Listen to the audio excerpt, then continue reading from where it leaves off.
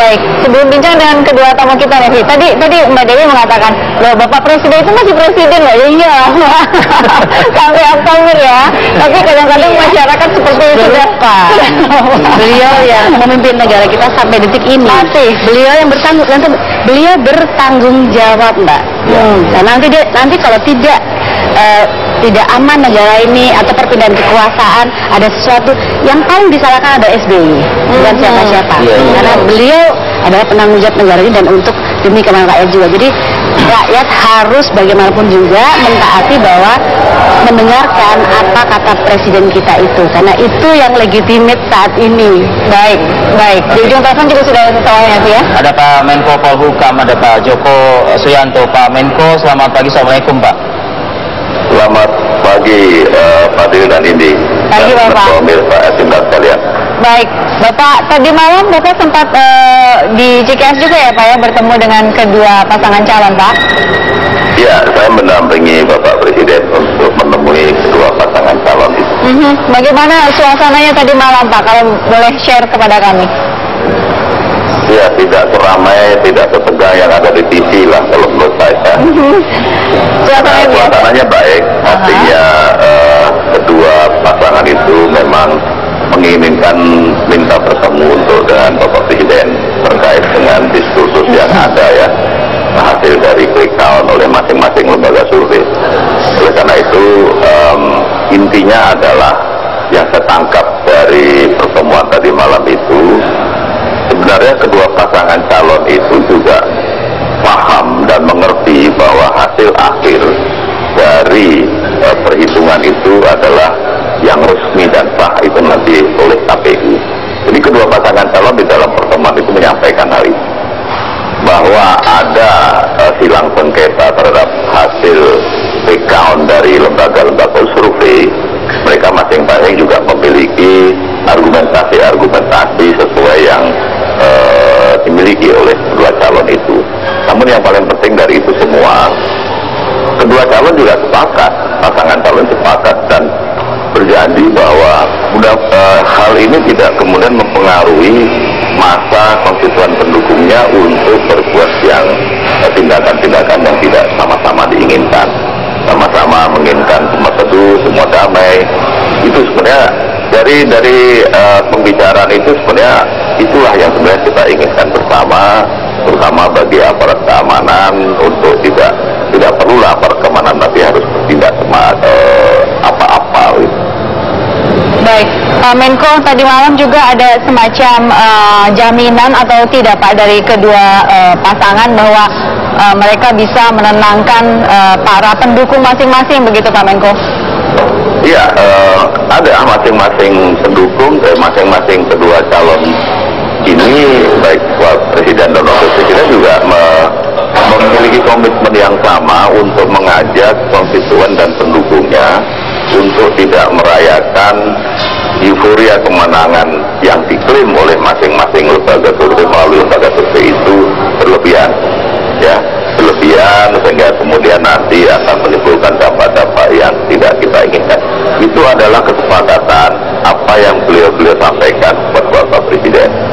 Pada Bapak Presiden juga tentu kedua calon juga minta bahwa pemerintah melalui aparat keamanan juga harus menjaga supaya proses mulai dari setelah selesai pencoblosan kemarin, penghitungan nanti mulai tanggal 12 sampai dengan finalnya nanti oleh KPU tanggal 22 dikawal dengan baik oleh pemerintah dan juga oleh tim suksesnya mereka masing-masing. Itu pemerintah kewajiban untuk mengawal hasil perolehan suara mulai nanti dihukum tanggal 12 sampai dengan tanggal 22. Saya kira Presiden sangat concern terhadap ini dan belum menyangkut. Itulah kewajiban saya, tanggung jawab saya sebagai Presiden penyelenggara, salah satu di antara penyelenggara pemilu kepala negara, untuk menjamin bahwa itu semua harus dilakukan dengan tidak ada kekurangan apapun. Dan Presiden juga sebagai kepala negara juga harus menjamin bahwa jangan sampai ada masyarakat yang jauh lebih besar dirugikan hanya karena tindakan-tindakan sekelompok pendukung yang terlalu berlebihan, terlalu bersemangat di dalam merayakan hasil sementara yang sekarang dirilis oleh lembaga-lembaga survei itu. Baik, Pak Menko, terakhir mungkin Pak Menko, sambil kita menunggu 22 Juli begitu kan Pak Menko ya, dan pemerintah juga sudah mengajak seluruh lapisan masyarakat ini untuk menghormati lembaga Komisi Pemilihan Umum begitu. Bicara soal Polri, TNI, dan juga aparatur keamanan lainnya Pak, mungkin apa yang bisa Bapak informasikan kepada seluruh masyarakat Indonesia pagi ini Pak? Ya, lembaga survei yang ada masing-masing memiliki kredibilitas dan mekanisme dan aturan tertentu di dalam menyampaikan hasil surveinya. Ya. Kemudian kalau ada perbedaan, anggaplah itu sebagai salah satu dari upaya pembelajaran berdemokrasi kita. Yang paling penting adalah jangan sampai para pendukung, para simpatisan, kelompok-kelompok ini merayakan masing-masing ya, kedua calon kandidat ini masing-masing merayakannya dengan sewajarnya saja, mengucapkan syukur karena sekarang ini kan masih dalam tahap quick count, belum perhitungan yang resmi. Kalau perayaan itu dilakukan dengan hal yang sewajarnya, menghindari gesekan-gesekan satu sama lain, maka justru kekhawatiran kita untuk antar para pendukung ini menjadi konflik horizontal dapat kita hindari. Saya kira ini semua bangsa Indonesia tidak menginginkan itu terjadi. Oleh karena itu marilah kita jaga, dan juga berpesan dan menghimbau kepada TV terutama media massa, bersama-sama kita galakkan, kita gencarkan himbauan ke seluruh anggota masyarakat untuk secara tenang, damai, sejuk menunggu sampai tanggal 22 nanti. Demikian juga pasca tanggal 22 setelah diumumkan secara resmi oleh KPU bahwa peluang untuk tidak menerima hasil perhitungan, misalnya kalau ada proses atau ada data-data yang tidak sesuai, ada mekanisme, ada institusi MK di mana tempat kita menyelesaikan sengketa-sengketa pemilu itu. Kalau semua mekanisme dan semua tatanan aturan itu kita jalankan dengan baik, saya yakin bahwa suasana damai, suasana sejuk, suasana aman itu dapat kita pelihara sampai nanti pasca tanggal 22.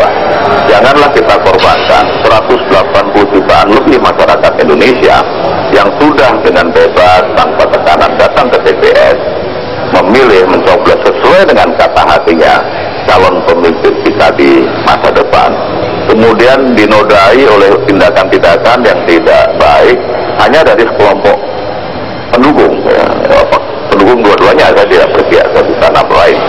Ya, ini 180 rakyat sudah melaksanakan tugas itu dengan aman dan damai, sehingga harus kita pelihara situasi itu.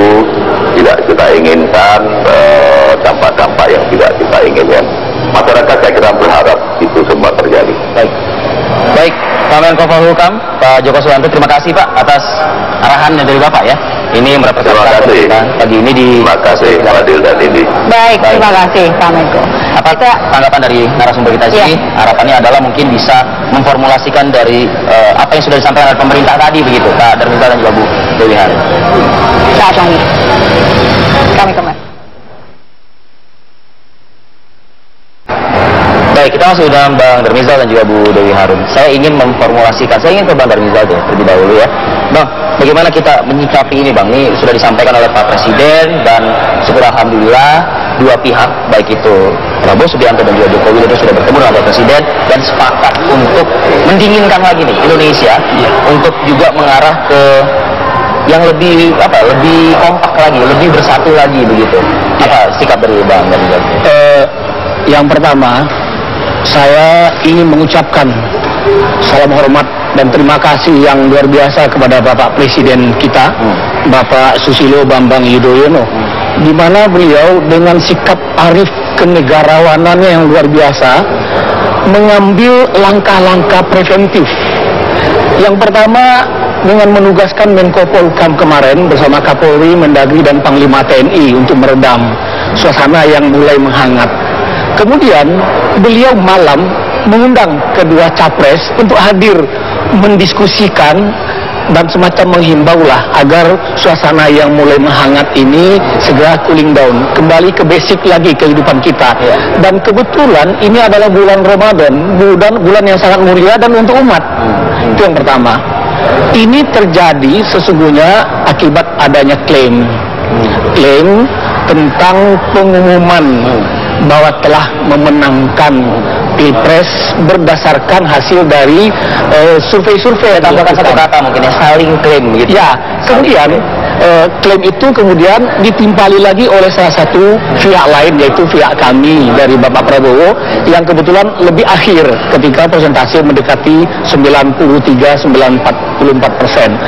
Nah, hal ini dilakukan, nggak tahulah kita, tapi yang paling penting adalah saling klaim ini harus segera kita hentikan, ya. Harus segera kita hentikan agar rakyat yang di bawah sana tidak mempunyai persepsi yang berbeda. Ya.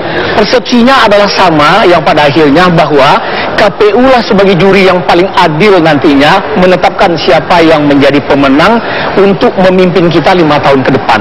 Saya kira itu. Baik, Mbak Dewi, kalau misalnya tadi Abang mengatakan KPU lah yang jadi juri terakhirnya begitu ya. Tapi bagaimana meyakinkan ini kepada masyarakat yang sudah terlanjur euforia kemarin? Kedua belah pihak kan dua-duanya euforia kemarin. Bagaimana mengkomunikasikannya ke masyarakat? Saya rasa mungkin yang paling penting media massa.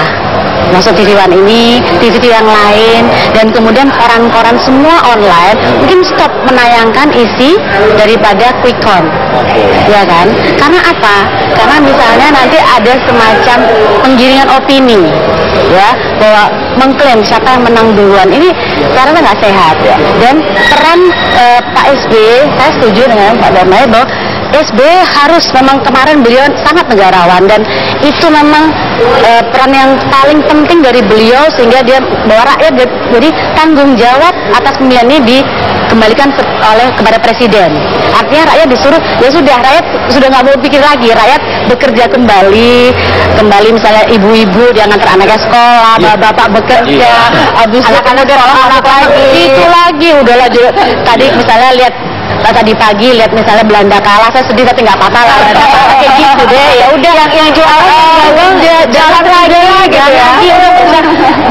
Jangan ada lagi di jalan, tunggu tanggal 22, siapapun yang menang ya siap-siap kita, siapapun kita terima. Mungkin Mbak Dewi, Abang itu kan siap-siap, siap terima hasil putusan KPU, tapi sebagian masyarakat mungkin tidak. Ya, jadi saya media massa tadi lagi, balik lagi media massa semuanya secara kesadaran bersama-sama, psikologis masyarakat jangan dipanaskan. Kan tadi bulan Ramadan ya, jadi kembali lagi tadarus lagi lah, ngaji, lagi ya. Sudah masuk bulan keberapa nih?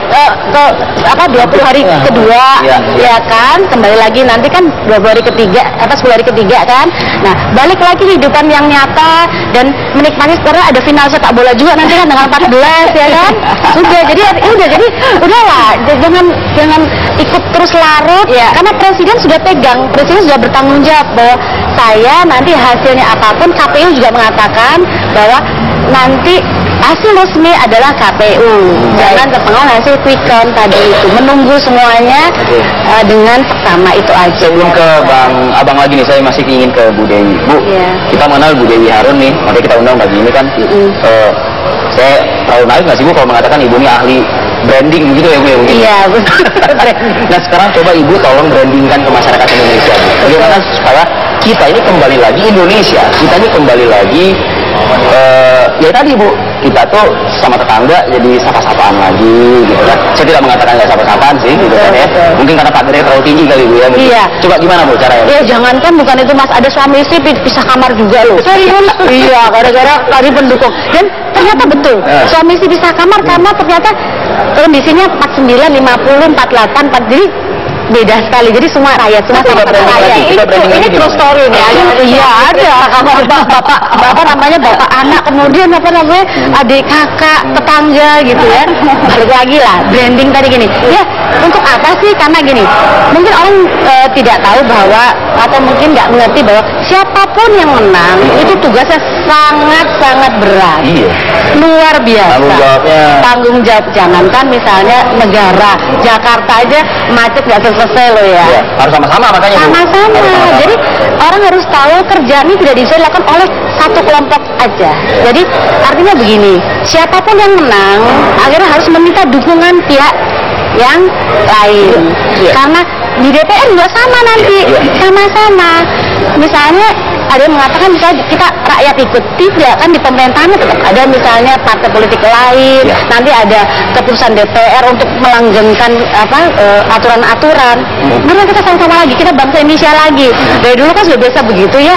Dari dulu ada 98 pun kita sama-sama lagi, bersatu lagi. Jadi ini yang menguatkan kita. Atau mungkin kayak ada kejuaraan sepak bola kali Mbak ya. Nah, Indonesia bersatu sih dikedepankan. Iya, supaya gitu. kita satu lagi. Ketika ada itu semua supporternya jadi bersatu satu ini. sepak bola jadi. Nah kita lagi baik Abang. lagi sepak bola lagi. Sepakat, Bang ya? Jadi begini, menambahkan sedikit dari Mbak Dewi tadi, pemilu berintegritas tempoh hari yang kita deklarasikan itu saya kira jauh melihat ke depan. Sebentar lagi kita masuk ke AFTA. AFTA itu membuat pemimpin kita semakin berat kerjanya. Kenapa? Kita sudah membuka pintu bagi tenaga-tenaga kerja lain datang ke Indonesia, bagi dokter-dokter lain datang ke Indonesia, dan kita harus siap untuk itu. Saya waktu menemani Pak Prabowo ke Cikarang kemarin untuk berbuka puasa dengan buruh, beliau mengingatkan, Darmizal, lihatlah ke depan ini. Jika kita tidak siap dan tidak mempersiapkan diri rakyat kita untuk menyambut kedatangan AFTA, maka kita akan kalah bertarung di negeri kita sendiri. Saya kira ini satu kunci bahwa keindonesiaan kita yang sangat plural, keindonesiaan kita yang sangat dinamis harus kembali bersatu dalam lingkup keindonesiaan yang saling menyayang, asih dan asuh itu. Siapapun presidennya, dia adalah presiden kita. Prabowo presidennya, mesti yang lain juga akan dibawa untuk menjadi partisipan membangun negeri ini ke depan. Begitupun juga Jokowi. Begitu juga Pak Jokowi. Saya yakin Pak Jokowi, Pak JK, jikapun beliau yang dinyatakan oleh KPU menang, beliau membutuhkan kelompok di sini untuk sama-sama membangun negeri ini dalam kapasitas masing-masing lah. Ada orang pinter-pinter juga ya yang bisa. Saya kira di kedua kelompok ini ada orang pinter. Sudah tersambung dengan Bang Arif Budimanta. Baik. Selamat pagi Bang Arif Budimanta. Waalaikumsalam Bang Arif. Bang Arif, tentunya Bang Arif mengikuti apa yang disampaikan oleh Bu Dewi, apa juga yang disampaikan oleh Bang Darmizal. Saya ingin mengharapkan ada satu mungkin ajakan juga dari Bang Arif nih Bang. Silakan Bang. Ya, jadi yang pertama kita bersyukur ya bahwa pemilu berjalan damai. Alhamdulillah. Dan proses kedamaian itu harus dipelihara terus, ya. Tidak boleh ada emosi. Itu yang paling penting. Semuanya disikapi dengan tenang, suara dikawal. KPU juga harus bekerja dengan tenang dan sesuai dengan mandat konstitusi, independen, tidak boleh memihak kepada siapapun gitu, karena kunci daripada pemilu yang berintegritas itu tergantung kepada Komisi Pemilihan Umum yang dapat menjalankan tugasnya dengan independen, jujur, dan adil, dan yang paling penting tanpa tekanan. Dan kami meyakini ya bahwa ke depan kita akan dapat menjadi lebih baik lagi. Adapun perayaan-perayaan kecil itu menurut saya hal yang biasa sebagai sebuah ucapan rasa syukur kepada Allah Subhanahu wa taala, kepada Tuhan yang Maha Esa, karena kita sudah menyelesaikan seluruh proses yang panjang kampanye, begitu ya. Sekarang waktunya untuk melakukan proses pengawalan suara dan konsolidasi untuk menghadapi presiden baru yang akan datang. Saya rasa begitu. Ini Mas Arif, mungkin para elit mengerti ya bahwa semua juga harus menunggu keputusan resmi dari KPU ya. Dan bagaimana cara agar para elit ini bisa menenangkan kedua belah pihak, bisa menenangkan masyarakat, para pendukung yang mungkin tidak setiap hari bisa berbincang dengan para elit, Mas Arief? Saya rasa semuanya pada kondisi tenang ya. Tidak ada yang yang tegang, dan teman-teman juga harus membangun suasana yang kondusif juga. Sebenarnya nggak ada terjadi apa-apa. Baik. Yang namanya pengumuman exit poll ataupun quick count itu kan bukan hanya terjadi di dalam proses pemilu presiden saja, ada pileg, kemudian ada pilkada. Jadi ini hal yang biasa-biasa saja, tidak perlu juga dibuat tegang-tegang gitu ya. Jadi para elit juga jangan membangun situasi tegang, jadi santai-santai aja gitu. Baik. Kita tunggu KPU bekerja dengan bagus gitu. Nggak usah pakai juga suara tenang tetapi menekan gitu. Ya nggak perlu, santai aja, karena kan katanya Pak Jokowi itu kan yang namanya demokrasi itu adalah kegembiraan. Jadi mari kita bangun kegembiraan, karena ini adalah kegembiraan bagi seluruh rakyat Indonesia gitu. Dan yang paling penting jangan dikecewakan, jangan dikhianati kepercayaan yang sudah diberikan rakyat pada pemilu yang akan datang. Saya rasa begitu. Baik, Bang Arief di sini Bang Darmizal ingin bincang, dan Bang Arief silakan. Iya, selamat pagi Bang Arief. Selamat pagi. Assalamualaikum warahmatullahi wabarakatuh. Waalaikumsalam warahmatullahi wabarakatuh. Iya, jadi Bang Arief, memang sepakat sekali kita agar semua elemen masyarakat ini sama-sama mengambil satu sikap, yaitu sikap agar semua untuk menunggu keputusan KPU tanggal 22 Juli yang akan datang. Namun demikian Bang Arief, saya juga memberikan himbauan. Ini pendapat Bang Arief bagaimana nih? Memberikan himbauan dan mengajak agar seluruh tim yang ada di lapangan kawallah kotak suara itu dengan senyum, dengan sapa dan kekerabatan di antara mereka. Tidak ada tendensi untuk saling berkeras di lapangan. Baik. Jika itu dilakukan, maka ini mungkin kita menjadi Indonesia sebagai barometer demokrasi negara terhebat di dunia barangkali. Demikian Bang Arief. Baik, Mas Arief. Ya, saya rasa itu hal yang biasa ya kita lakukan sejak dulu. Kita kan bukan pemilu pertama kali. Pemilu langsung itu sejak 2004, 2009, 2014. Jadi masyarakat juga sekarang udah dewasa dan memahami mana yang benar, mana yang kurang benar, atau mana yang tidak benar. Proses pengawalan juga dilakukan seperti halnya pileg yang lalu. Gitu. Jadi kita tenang-tenang aja, di bawah itu juga masyarakat tenang, melakukan proses pengawalan, mencatat seluruh hasil hasil perhitungan suara, memfoto juga C1 maupun yang ada di kertas plano gitu. Jadi terbukti gitu ya, sebenarnya tidak ada persoalan pada waktu hari pertama itu. Jadi kalau misalnya kemudian terjadi persoalan pada hari kedua, hari ketiga, agak aneh juga gitu kalau menurut pandangan kami, karena rakyat ternyata melakukan pemilu dengan damai, perhitungan dengan damai, dan pengawalan juga dengan damai gitu. Jadi kita juga tidak perlu terlalu membangun situasi yang seolah-olah ada siaga satu gitu. Jadi biasa aja ya sebenarnya. Baik, Mas Arief. Mas Arief, terima kasih atas waktunya. Mas Arief. Sama-sama ya, terima kasih ya. Salam buat teman-teman juga semuanya, Mas Arief. Waalaikumsalam. Semuanya. Bang Darmizal, terima kasih juga ya sudah bergabung sama kami, dan juga Ibu Dewi Harun. Tetap kita kalau akademisi ini mengawal ya Bu ya. Saya yakin bahwa Indonesia udah pemilu kemarin udah damai, dan sana juga mereka juga tidak seperti itu, damai juga kok seterusnya. Udah kembali lagi, saya percaya. Jadi hanya segelintir orang mungkin yang seperti itu. Di keluarga-keluarga rekreasi bareng lagi. Udah lagi kok. Ternyata jadi udah Facebook berantem segala macam semua tuh udah balik lagi tuh lucu-lucuan aja. 5 tahunan aja Mbak. Baik. Ya, mulailah itu. Mulai pagi ini dengan suasana yang baik, kita salam-salaman semua. Mulai Ramadan yang benar lagi. Tadi kan ada lagunya tuh Damai Indonesia Aku itu ya. Itu bagus sekali. Saya kira Baik, terima kasih untuk anda berdua hadir pagi ini. Sekarang kita saya sudah melihat di depan sana ada pakar-pakar juga, nanti akan kita ajak berdiskusi ya. Bicara soal pemimpin yang akan terpilih ke depan. Nah, ini